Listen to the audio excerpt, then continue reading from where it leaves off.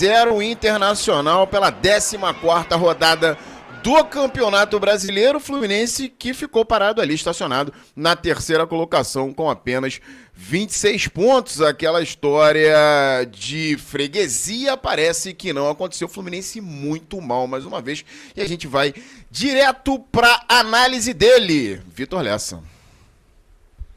Vamos lá, Vitor Costa e amigos que estão com a gente para esse pós-jogo. Infelizmente, a cada partida, cada jogo que passa, a sensação é que o Fluminense vai piorando. E para mim hoje é o recorte de um time que está em declínio técnico. O Fluminense hoje está em declínio técnico, tático, e a outra sensação que me dá é que tem um mic aberto aí, gente. E a outra sensação que me dá é que o Zubeldia está neste momento tentando encontrar soluções, mas está perdido. Né? Ele hoje escalou um time com 3 zagueiros e não é esse só o problema. Não é só uma questão de escalar 3 zagueiros, não escalar 3 zagueiros.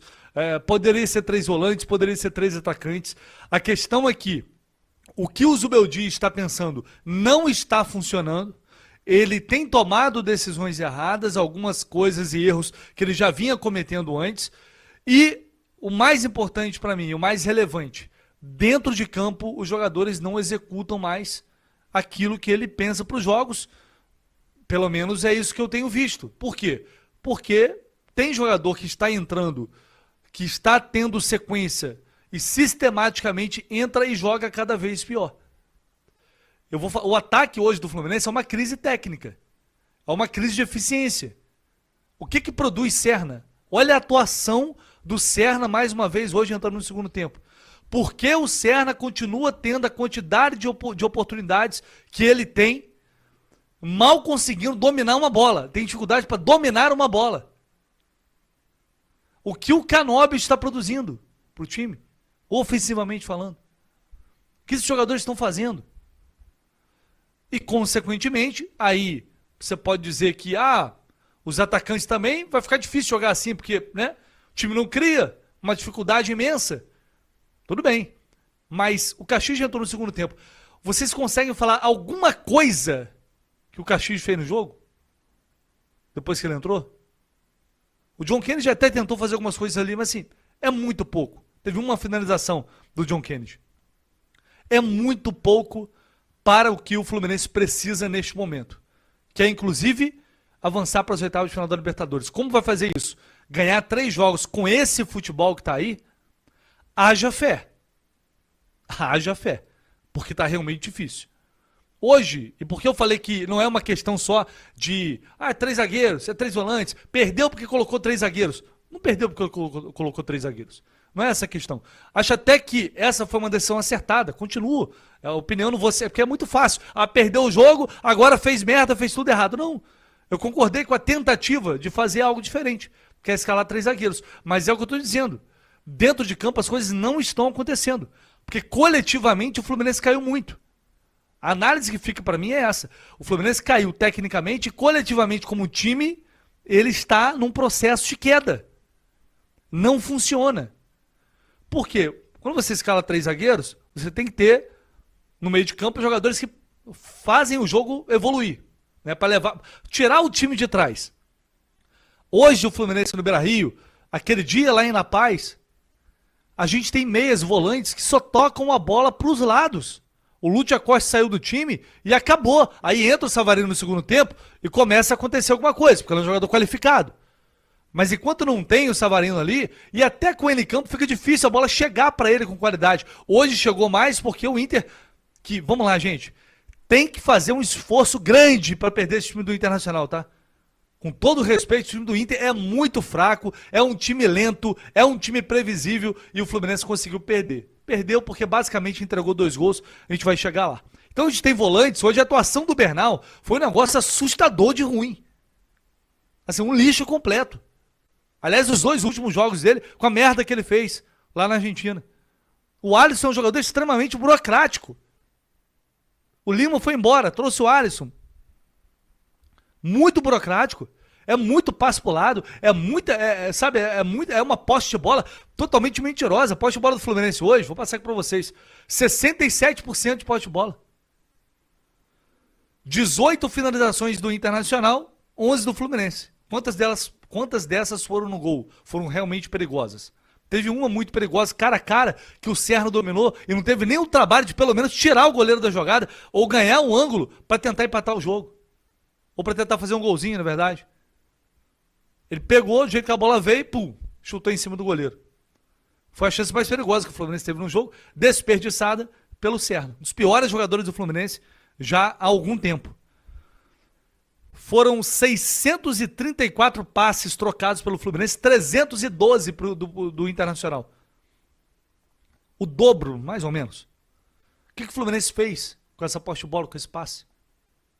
É muito pouco. Hoje dependeu de um Soteldo em campo, que não foi uma atuação espetacular, mas foi o cara que mais uma vez pegou a bola, se apresentou, foi para jogadas individuais, tentou fazer alguma coisa, tentou incomodar a zaga adversária e só melhorou um pouquinho depois que o Savarino entra e chegou a meter uma bola na trave e quase fez um gol ali. Depois teve outra finalização perigosa também do Savarino. É claro que alguma coisa ia melhorar, porque o Zubeldia, pasmem, mexeu no intervalo, coisa incrível, hein? Coisa incrível, o Zubeldia mexeu no intervalo, mas demorou pra cacete depois pra colocar o Caxias, que não jogou nada, mas tinha que colocar. Porque o Inter estava lá atrás, estava fazendo nada, o jogo já estava 2-0, não tinha mais nada a perder. Foi fazer isso com mais de 20 minutos da segunda etapa. E aí eu vou para a zaga. Uma atuação também desastrosa do sistema defensivo do Fluminense. Assim como foi em La Paz, só que hoje não tinha altitude, né? O primeiro gol do Internacional sai numa tentativa de bote do James, que nem um trem desgovernado, um caminhão descendo uma ribanceira, sai para dar um bote para caçar o jogador sem certeza nenhuma, sem tempo de bola, já tinha cartão amarelo, ou seja, não pega a bola, não faz a falta, deixa o espaço para o Bernabé infiltrar e fazer o gol. O Bernabé que hoje fez o que quis também dentro de campo, né, com uma extrema liberdade para fazer tudo. Além de tudo, uma marcação frouxa do Fluminense. Pouca pressão na bola. Tanto é que o segundo gol do Internacional tem o Carboneiro dominando e o Midian fica lá. Vai ou não vai? Vai ou não vai? Cercando, olhando. O Carboneiro pegou, meteu a bola em direção à área, e aí o Arana a bola era totalmente do Arana, estava à frente da jogada, era colocar o corpo, parar e evitar a chegada do Vitinho. Ele conseguiu deixar o Vitinho antecipá-lo, e aí o Vitinho finaliza e a bola sobe para o Alejandro e não tem ninguém na sobra também, para evitar o gol. Samuel Xavier, é isso que está aí. É isso que está aí. É o Samuel Xavier antes da chegada do Fernando Diniz. Uma temporada horrorosa. Então você tem os 3 zagueiros, um miolo de zaga cometendo falha atrás de falha. Hoje o Fluminense entregou esses gols para o Internacional. E só assim para o Inter fazer gol, porque é um time muito limitado também. Muito fraco. E 2 laterais. Alas. Quantas vezes o Samuel Xavier chegou para fazer uma jogada de linha de fundo hoje?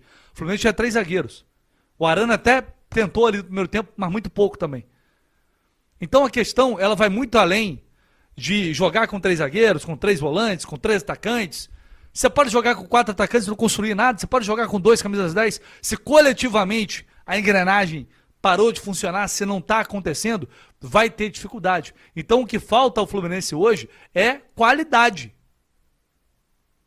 Não é só uma questão tática e puramente escolha do treinador. Além dos erros do Zubeldia, que ele já debatemos muito sobre isso, está faltando qualidade. O Fluminense está em queda livre. Essa é a sensação que eu tenho. Num momento muito complicado da temporada, que é agora uma decisão no meio de semana na Argentina, para manter ainda a esperança de chegar a uma oitava de final de Copa Libertadores. Hoje tinha chance de assumir a vice-liderança do Campeonato Brasileiro. Você olha para isso e fala, cara, como o Fluminense jogando o que está jogando, iria para a vice-liderança do Campeonato Brasileiro? Hoje poderia ter acontecido. Não aconteceu porque, mais uma vez, o que a gente viu em campo foi um time completamente sem inspiração, sem saber. É o time caranguejo. Voltou o time caranguejo. É toque pro lado e para trás o tempo todo. Pro lado e para trás, pro lado e para trás. Aí quando o Soteldo pega na bola ou quando o Savarino pega na bola, aí você tem alguma progressão, aí você tem alguma tentativa de fazer algo diferente. Fora isso, é mais do mesmo, ou é nada com nada. Se você vai tirar a partida contra o Santos, que teve ali uma superioridade, teve ali seus bons momentos, o recorte recente do Fluminense das atuações são muito, mas muito fracas. E é muito preocupante por essa sequência que a gente tem. Jogando esse futebol que está jogando, insistindo com jogadores que não estão rendendo absolutamente nada, que estão atrapalhando o time.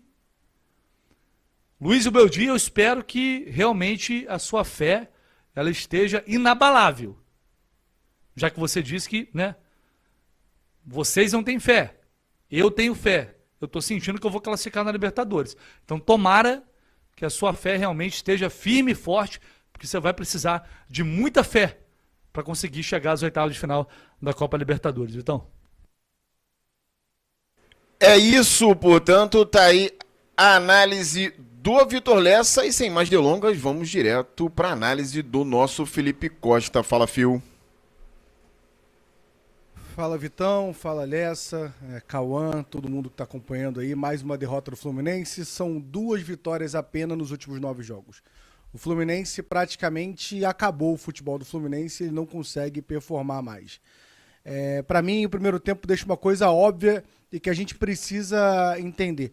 O Fluminense sem Savarino ou Lúcio Acosta em campo, o Fluminense não consegue criar. Vou parar a semana para fazer uma análise de quantos gols o Fluminense conseguiu fazer sem os dois em campo. E eu diria que vai ser assustador esse resultado, porque o time fica totalmente estéril, sem conseguir criatividade nenhuma. Tanto que no segundo tempo entra o Savarino e joga sozinho hoje. Sozinho. Eu só não tenho pena do Savarino estar jogando nesse elenco, porque o time antigo dele acabou. Mas senão eu teria pena do Savarino. Porque assim, não tem alguém do lado para criar com ele quando ele entra no segundo tempo e consegue fazer uma boa partida, mas mais uma vez, sozinho. O Lessa fala ali da Zubeldia, nosso técnico, segundo ele, está com fé que a gente vai passar de fase e que, vou perguntar, talvez na coletiva hoje ele crave que o Fluminense vai ser campeão brasileiro, também pela fé dele, porque o futebol não vem apresentando. Ele está perdido. Essa insistência no Serna não faz sentido. O Serna, desde o jogo do Corinthians, não acertou um domínio de bola. E a gente está falando de 9 jogos seguidos sem o Serna conseguir um domínio de bola. É impossível o Riquelme jogar pior que o Serna vem jogando nos últimos jogos. O Riquelme pode não jogar nada, tá? Mas nada. Ele vai se igualar ao Serna. O Serna não está conseguindo acertar uma bola. A gente precisa falar do Facundo Bernal. Chegou no Fluminense com o status de substituir o André, não jogou nada, fez um começo de temporada ok esse ano pela primeira vez jogando bola, e os últimos 3 jogos, desde que voltou de lesão, os últimos 3 jogos do Bernal foram ridículos. O Bernal não jogou, conseguiu destoar do Fluminense no jogo contra o Chapecoense, errando tudo. No jogo da Libertadores foi infantil e cavou uma expulsão bizarra, e hoje dando passe pro lado, passe para trás, marcação frouxa. Não faz sentido. Se é o Bernal jogando hoje com a camisa do Otávio, a gente não viria diferença, tá? Não teria diferença. O Bernal hoje joga igual o Otávio nesses últimos 3 jogos. Então é algo muito complicado. A gente tem que falar sobre o Zubeldia e essa incoerência na zaga. A gente fica 1 ano para trazer um zagueiro canhoto para recompor e no segundo tempo ele bota o Freitas deslocado de perna torta na direita. Fica um time confuso. O Freitas não consegue dar continuidade em uma jogada. O Freitas toda hora tem que jogar para a perna esquerda. Não consegue jogar uma bola no corredor. O Freitas já é ruim com a perna boa dele, que eu nem sei se é boa, a esquerda. Obrigar o Freitas a jogar com a direita é de uma burrice. É bizarra. O James não tá jogando nada, eu entendo. Mas é a perna dele. Não faz sentido você fazer isso. E o seu Midian também tem que assumir esse jogo. Não dá pro Midian estar do lado esquerdo e ele pegar toda a bola. Tem um lance agora no final que é ridículo. Ele pega a bola, tem espaço para carregar a bola pelo lado esquerdo, ele vira pro lado e toca pro Freitas torto, jogar pra esquerda e perder a bola pro lateral. Não faz sentido nenhum. Então assim, o Midian jogou 2 jogos, não tô falando, mas tem que ter essa responsabilidade e bom senso. Se ele tá do lado esquerdo, ele é canhoto, ele não tem que fazer todas as jogadas saírem do lado direito junto com o Freitas. O Fluminense tinha uma rodada que tinha tudo para ser perfeita. Flamengo não pontuou, 3 pontos. O Palmeiras não pontuou, 3 pontos. O Bahia não pontuou, o São Paulo não pontuou, o Atlético Paranaense não pontuou, o Curitiba não pontuou. Os 7 primeiros colocados não conseguiram fazer 3 pontos. E o Fluminense só dependia dele, que é a grande desgraça e a grande merda que a gente tem que depender da gente. Ou seja, uma rodada que tinha tudo para ser uma rodada perfeita pro Fluminense, virou uma rodada ruim. Porque o Palmeiras fez 1 ponto, Flamengo fez 1 ponto, Bahia fez 1 ponto, São Paulo fez 1 ponto e todos aumentaram a diferença pro Fluminense de 1 ponto. Então, assim, espero que volte a jogar, que seja só o Acosta. mas o que o Zubeldia tá perdido. E eu tô curioso hoje, porque hoje é dia. Ele vai cortar a pergunta do Cauã, ele vai cortar a pergunta dos jornalistas gaúchos, ele vai cortar a pergunta de todo mundo e fazer o stand-up dele. Espero que, além de perguntar, ele também consiga responder pelo menos uma, que é porque o Fluminense parou de jogar bola, Vitão.